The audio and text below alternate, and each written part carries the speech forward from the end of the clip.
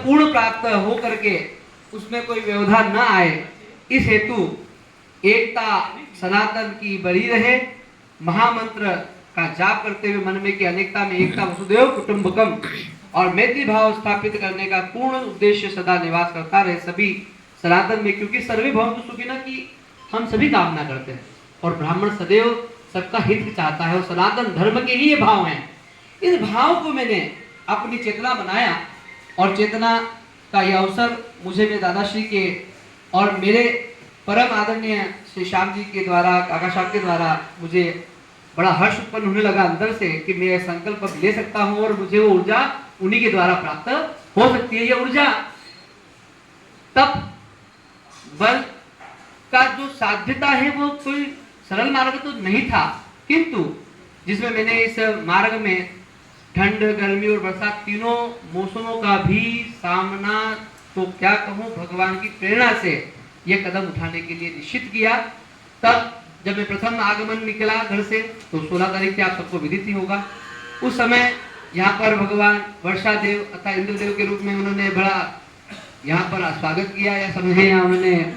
यात्रा को पालन करने का पहला प्रयास जो था मेरा, उसे मुझे मनोबल प्रदान किया। अब ये मनोबल आगे बढ़ा तो सभी का आशीष प्राप्त हुआ। औदुंबर परिवार हमारा जो है उन सभी का, साथ में सावरा परिवार मेरा जो है उनका,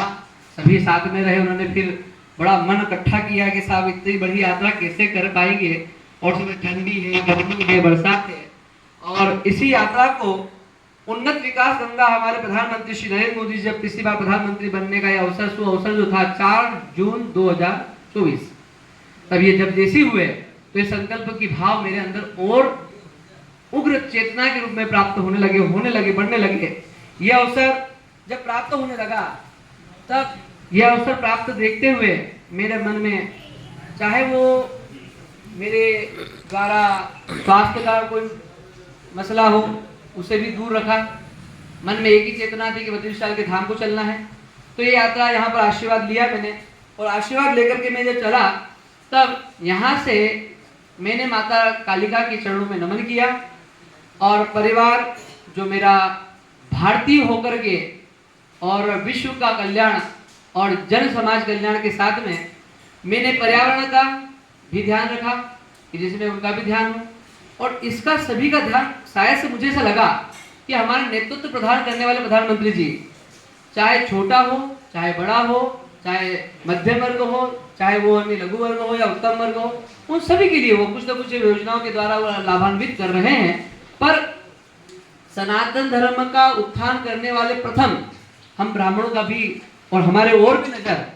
उनकी थोड़ी आए हमारे तक। तो यही उद्देश्य चेतना में हो करके और एक पथ आगे बढ़ाया मैंने। तो ये आगे बढ़ते हुए कई कठिनाइयों का सामना सभी कार्य में जब करते हैं, कुछ छोटे मोटे तो आते हैं। तो पहले तो बरसात तो हो ही रही थी, फिर रास्ते मार्ग में कहीं भीषण गर्मी भी थी,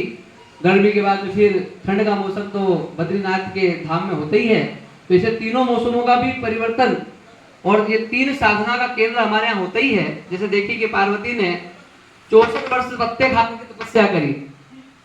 और तपस्या का प्रभाव ये था कि उन्होंने ठंड, गर्मी और बरसात में जैसे पंचांग में रहे,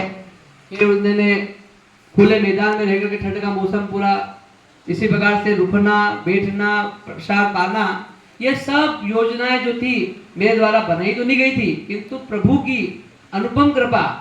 जब होती रहती है सभी पर, तो ऐसे ही आपका एक छोटा सा परिवार का एक बालक निकला अपने मनोचेतना के द्वारा, और चेतना ऐसी थी कि यहाँ से बद्री विशाल का पहला कदम जो था वो मेरा था नामली की ओर, जहाँ पर मैंने रुकावटों का सामना करने के लिए प्रभु ने मुझे तैयार करने के लिए कुछ प्रेरणा दी कि नहीं आगे जाएगी, बड़ा कठिन समय है तो रुक जाओ। किंतु यही यात्रा दूसरे दिन जल्दी प्रारंभ कर ली मैंने, 4 बजे स्टार्ट कर दी। अब 4 बजे स्टार्ट कर करके मैं निकला। अब निकला तो यहाँ से सीधा जावरा पहुंचते ही वहां से आगे बढ़ा। थोड़ा सा कुछ विलंब हुआ, स्वास्थ्य का कुछ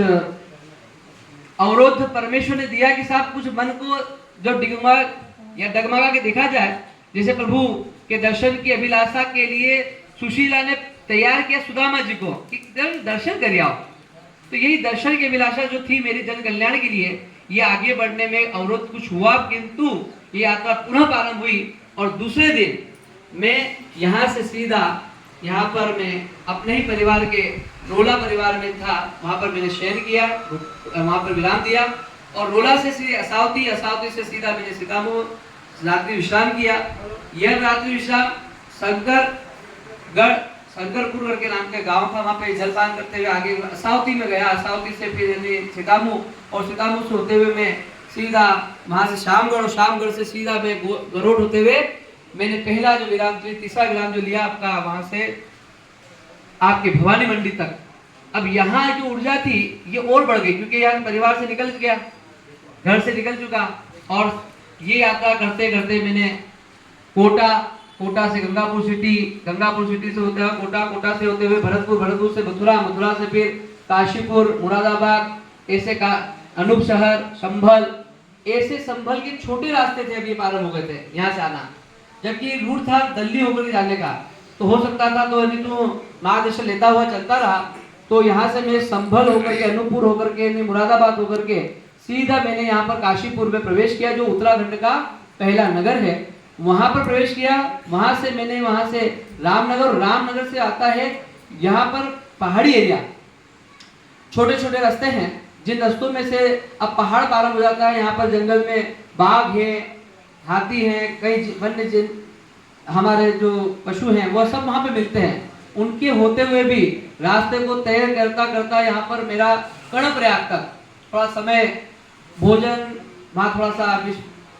सा अपनी प्रकार से कुछ नहीं मिल पाता है, वहाँ पर कुछ मतलब एक समन्वय भोजन मिलता है, सात्विक और असात्विक भी मिलता है। फिर उस यात्रा को थोड़ा सा विराम दिया मैंने काशीपुर में, और काशीपुर से फिर यात्रा का वह पड़ाव जहाँ से हमको स्टार्ट करते हैं तो कुछ समय बाकी रह गया। वो 9 तारीख थी जहाँ पहुंचा, 10वां मेरा यहाँ से गोविंद घाट, और 11 तारीख को मैंने सीधे 26वां दिन हो रहा था और मैंने प्रवेश किया बद्रीनाथ के धाम को। वहाँ दर्शन किए, दर्शन करते हुए वहाँ पर मैंने भगवान के चरणों में जब नमन किया तो मुझे कुछ प्रेरणा और हुई, जिसमें मैंने देखा कि मैं 26वें दिन तो यहाँ पहुंच चुका हूँ और मैं जन कल्याण के भाव से आया हूँ।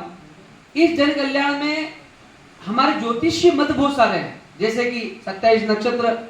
राजाओं में राजा 28वां अभिजीत नक्षत्र। तो उस समय पहाड़ों का ऊपर से स्लाइडिंग जो चल रही थी उनमें मुझे मार्ग अवरुद्ध तो हुआ, किंतु उस मार्ग को भी भगवान ने किस प्रकार से सरल और सहज कर दिया कि मैं यात्रा का वो उद्घोष करते हुए 26वें दिन वहां पर पहुंचा तो सही, और मन में प्रेरणा आई तो मैंने वहां पर सत्यनारायण भगवान, श्री सत्यनारायण भगवान की पाठ का 108 पाठ का संकल्प कर लिया 26वें दिन। और 27वें दिन, 26वें दिन था गुरुवार, और 27वें दिन जो था मेरा वो पूर्ण हुआ पाठ जो था वो था श्री सत्यनारायण भगवान का शुक्रवार का दिन, और तारीख थी 12, और मैंने पूर्ण रात्रि सायंकाल समय वो एक जगह खड़े होकर और एक चेतना से, ऊर्जा से उसे पूर्ण करा, और वहां से उसे भगवान के चरणों में दिया कि जो भी मार्ग में द्वार पे मेरे सावरा परिवार के आए या जुड़े हैं, उन जो देश से जुड़े हुए हैं, भारत से जुड़े हुए हैं, उन सबका कल्याण भगवान करो। और यही कामना फिर और जागृत हुई। तो दूसरे दिन शनिवार था, तारीख 13 थी, उस दिन वहां पर मैंने भगवान के ऋतु जो हम षोडशोपचार कहते हैं उनका पूजन चल रहा था। तो 4 बजे से स्टार्ट होता है, जो 8 बजे तक चलता है, उसमें शामिल होकर आरती करके फिर मैंने वहां पर पूरी परिसर की परिक्रमा 108 करी, और वहां से जैसे ही मैंने यात्रा प्रारंभ की और घर के लिए मेरा मन प्रसन्नता में हो गया कि मेरे जो संकल्प दादाजी का था वो मैं आज पूरा कर चुका। और मैं इस औदुंबर परिवार जो मेरा परिवार है, और आज माता पिता दिवस भी है, इन सब माता पिताओं के चरणों में बार बार नमन करता हूँ कि यात्रा को पूरी किया पाया आपके आशीर्वाद से। और सारा परिवार की ओर से मुझे सबकी चेतना देने वाले मेरे काका साहब रहे, पूरा परिवार रहा। उन्होंने निरंतर समय समय पर मुझे अपने द्वारा मुझे मजबूती देते रहे और मुझे हौसला देते रहे पूरे परिवार में। और सबसे ज्यादा मेरे काकी साहब कि भोजन किया, प्रसादी पाई या नहीं पाई, और दोनों का संपर्क इस प्रकार से था कि बोलते लक्ष्मी और नारायण का रूप ही है मेरे लिए ये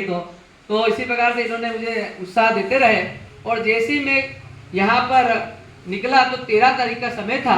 और मैं हरिद्वार लग गया वहीं से, 11 बजे निकला और तुरंत में 300 किलोमीटर की यात्रा पूरी करी और वहां से सीधा दूसरे दिन यहाँ पर 15 तारीख को सुबह प्रातःकाल आपके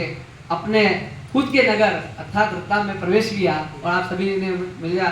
जिस प्रकार से जिसने भी स्वागत किया उन सबका भगवान की ओर से मैं यही वंदन करके आया हूँ कि उनका सबका कल्याण हो। हम सब उनके परम